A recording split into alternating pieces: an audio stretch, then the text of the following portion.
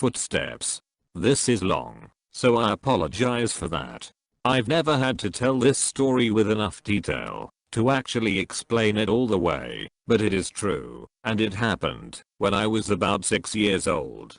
In a quiet room, if you press your ear against a pillow, you can hear your heartbeat. As a kid, the muffled, rhythmic beats sounded like soft footsteps on a carpeted floor. So as a kid, almost every night just as I was about to drift off to sleep I would hear these footsteps, and I would be ripped back to consciousness, terrified. For my entire childhood I lived with my mother in a fairly nice neighborhood that was in a transitional phase. People of lower economic means were gradually moving in, and my mother and I were two of these people. We lived in the kind of house you see being transported in 2 pieces on the interstate, but my mom took good care of it. There were a lot of woods surrounding the neighborhood that I would play in and explore during the day, but at night, as things often do to a kid, they took on a more sinister feeling. This, coupled with the fact that, due to the nature of our house, there was a fairly large crawl space underneath, filled my mind with imaginary monsters and inescapable scenarios which would consume my thoughts. When I was awoken by the footsteps, I told my mom about the footsteps, and she said that I was just imagining things. I persisted enough that she blasted my ears with water from a turkey baster once just to placate me, since I thought that would help. Of course it didn't. Despite all the creepiness and footsteps, the only weird thing that ever happened was that, every now and then, I would wake up on the bottom bunk despite having gone to sleep on the top. But this wasn't really weird, since I'd sometimes get up to piss or get something to drink and could remember just going back to sleep on the bottom bunk. I'm an only child, so it didn't matter. This would happen once or twice a week, but waking up on the bottom bunk wasn't too terrifying. But one night I didn't wake up on the bottom bunk. I had heard the footsteps, but was too far gone to be woken up by them. And when I was awoken, it wasn't from the sound of footsteps or a nightmare, but because I was cold. Really cold. When I opened my eyes I saw stars. I was in the woods.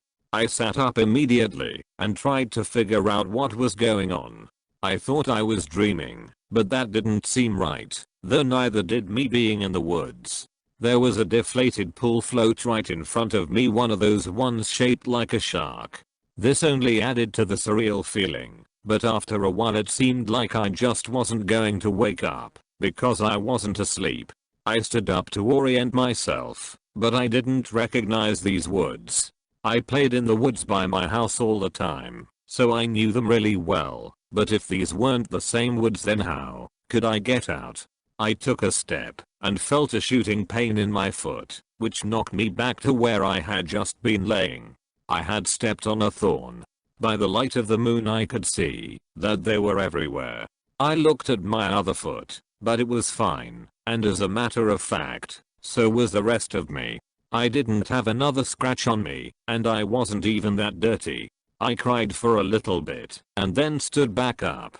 I didn't know which way to go, so I just picked a direction. I resisted the urge to call out, since I wasn't sure I wanted to be found by who or what might be out there. I walked for what seemed like hours. I tried to walk in a straight line and tried to course correct when I had to take detours, but I was a kid and I was afraid. There weren't any howls or screams, and only once did I hear any noise that scared me. It sounded like a crying baby. I think now that it was just a cat, but I panicked. I ran veering in different directions to avoid big thicks of bushes and collapsed trees, and I was paying close attention to where I stepped, because by that point my feet were in pretty bad shape.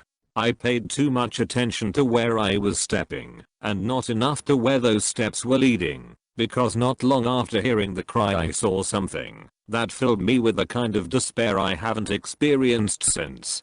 It was the pool float. I was only 10 feet from where I had woken up. This wasn't magic or some supernatural space bending. I was lost. Up until that moment I thought more about getting out of the woods than how I got in, but being back at the beginning caused my mind to swim. I wasn't even sure that these were my woods. I had only been hoping that they were. Had I run in a huge circle around that spot, or did I just get turned around and start making my way back? How was I going to get out? At the time I thought the North Star was just the brightest star, and so I looked and found the brightest one and followed it. Eventually things started to look more familiar, and when I saw the ditch, a dirt ditch my friends and I would have dirt clod wars in, I knew I had made it out. By that point I was walking really slowly because my feet hurt so much, but I was so happy to be so close to home that I broke into a light jog. When I actually saw the roof of my house over a neighboring, lower set house, I let out a light sob and ran faster. I just wanted to be home. I had already decided that I wouldn't say anything because I had no idea what I could possibly say. I would get back in the house somehow, clean up, and get in bed. My heart sunk as I rounded the corner and my house came fully into view. Every light in the house was on. I knew my mom was up, and I knew I would have to explain, or try to explain, where I had been, and I couldn't even figure out where to start. My run became a jog which became a walk.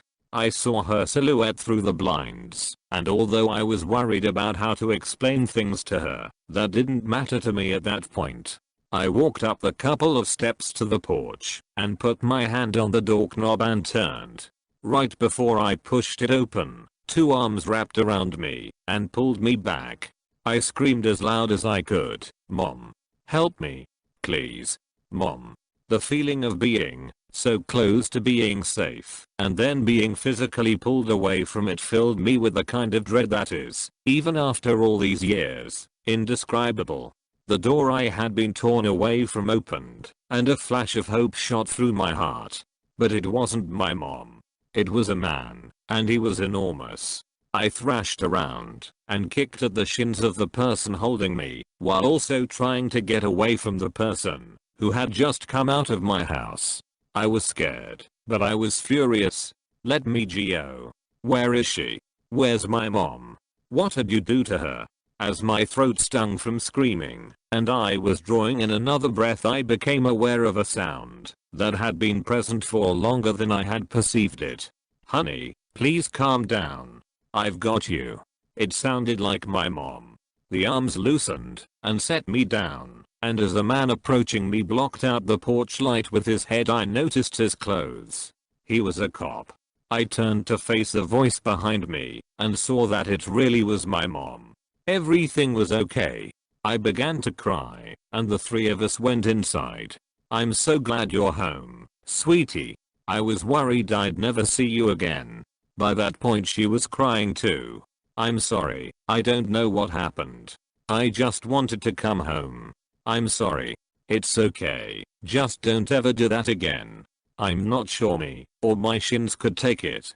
A little laughter broke through my sobs, and I smiled a bit. "Well, I'm sorry for kicking you, but why'd you have to grab me like that?" "I was just afraid that you'd run away again." I was confused. "What do you mean?" "We found your note on your pillow," she said, and pointed at the piece of paper that the police officer was sliding across the table. I picked up the note and read it. It was a running away letter. It said that I was unhappy and never wanted to see her or any of my friends again. The police officer exchanged a few words with my mom on the porch while I stared at the letter. I didn't remember writing a letter. I didn't remember anything about any of this. But even if I sometimes went to the bathroom at night and didn't remember, or even if I could have gone into the woods on my own, even if all that could have been true, the only thing I knew at that point was, this isn't how you spell my name. I didn't write this letter